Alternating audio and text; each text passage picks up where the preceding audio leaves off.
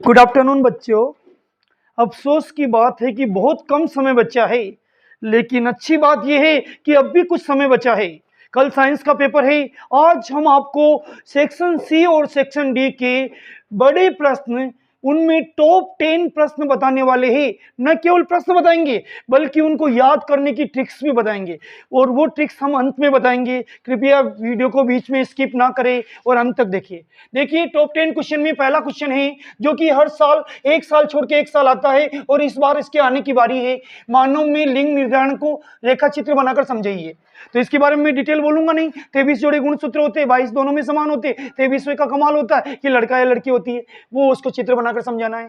दूसरा प्रश्न, मानव नेत्र का नामांकित चित्र बनाकर समझाइए। इसकी हम आपको ट्रिक्स बताएंगे।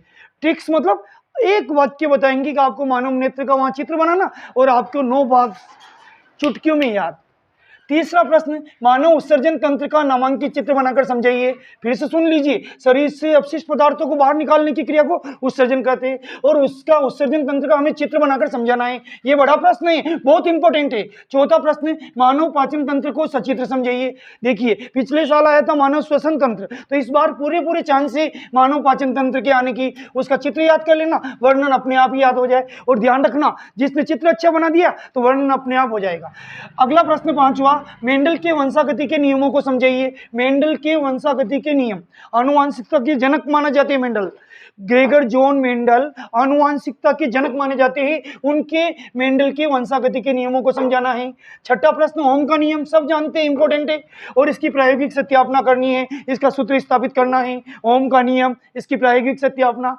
सातवां प्रश्न, प्रतिरोध किसे कहते हैं? इलेक्ट्रॉन के प्रवाह में उत्पन्न बाधा को प्रतिरोध कहते हैं। आजकल पढ़ाई में प्रतिरोध मोबाइल बन रहा है। और प्रतिरोधों का संयोजन कितने प्रकार से होता है? 2 प्रकार से, श्रेणी क्रम और पार्श्व क्रम। उनका सूत्र स्थापित करना, यह बड़ा प्रश्न बनता है, निश्चित रूप से बनता है। अल्टरनेट में अथवा में आएगा ये प्रश्न। अगला प्रश्न, मानव हृदय का नामांकित चित्र बनाकर समझाइए। बहुत आजकल हार्ट अटैक बहुत हो रहे हैं, इसलिए ये दैनिक जीवन का प्रश्न है। मानव हृदय का नामांकित चित्र बनाकर समझाना कि हृदय काम कैसे करता है। नौवां प्रश्न जो किडनी से संबंधित है, किडनी को नेफ्रॉन कहते हैं, व्रकाणु कहते हैं। नेफ्रॉन भी वही नाम है, इंग्लिश नाम है, विज्ञान में मान लिया गया है। व्रकाणु की संरचना को सचित्र समझाइए।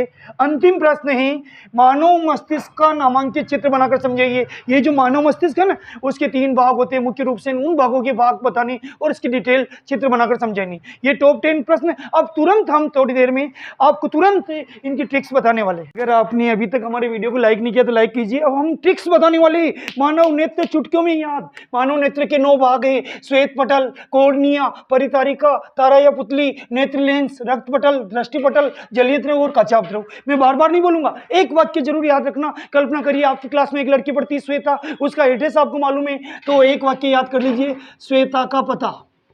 श्वेता का पता। अब वो तो श्वेता से बन गया श्वेत पटल, का से बन गया कॉर्निया, पै से बन गया परितारिका, ता से बन गया तारा या पुतली। फिर से सुनो, श्वेता का पता याद करने से मानव नेत्र याद हो जाता है। तो श्वेता नाम की लड़की यानी श्वेत पटल, का मतलब कॉर्निया, पै का मतलब परितारिका, और ता का मतलब तारा या पुतली। उसके बाद नेत्र लेंस, ये नेत्र लेंस। 2 प्रकार के पटल, रक्त पटल और दृष्टि पटल। 2 प्रकार के द्रव, जलीय द्रव और कचाप द्रव। अब इनको जलीय द्रव और कचाप द्रव को भी समझा सकता हूँ। क्या होता है? कल्पना करिए एक नदी बह रही है, ऊपर है नेत्र लेंस, नीचे है स्वच्छ मंडल। तो नेत्र लेंस और स्वच्छ मंडल के मध्य जो द्रव पाया जाता है उसे क्या कहते हैं? जलीय द्रव। फिर से सुन लो, नेत्र लेंस और स्वच्छ मंडल के मध्य जलीय द्रव पाया जाता है, या नेत्र लेंस और स्वच्छ मंडल के मध्य जो द्रव पाया जाता है उसे जलीय द्रव कहते हैं। अब कचाप द्रव के बारे में क्या लिखोगे आप? नेत्र लेंस और रेटिना के मध्य जो द्रव पाया जाता है उसे क्या कहते हैं? कचाप द्रव। बाकी का वर्णन आप खुद याद कर सकते हो चुटकियों में। अगर आपको ये वीडियो अच्छा लगा तो शेयर करें, जरूरतमंद को शेयर करें। और मैं आपको याद दिला दूं, 27 तारीख को जो गणित का पेपर है ना, उसके हमने 50 से अधिक वीडियो डाल रखे। एक बार जाओगे ना, आपको याद रहेगा कैसे गणित पढ़ाई जाती है। और हम कल से डेली वीडियो मैथमेटिक्स से डालेंगे। कृपया लाइक करें, कमेंट करें। बहुत बहुत धन्यवाद।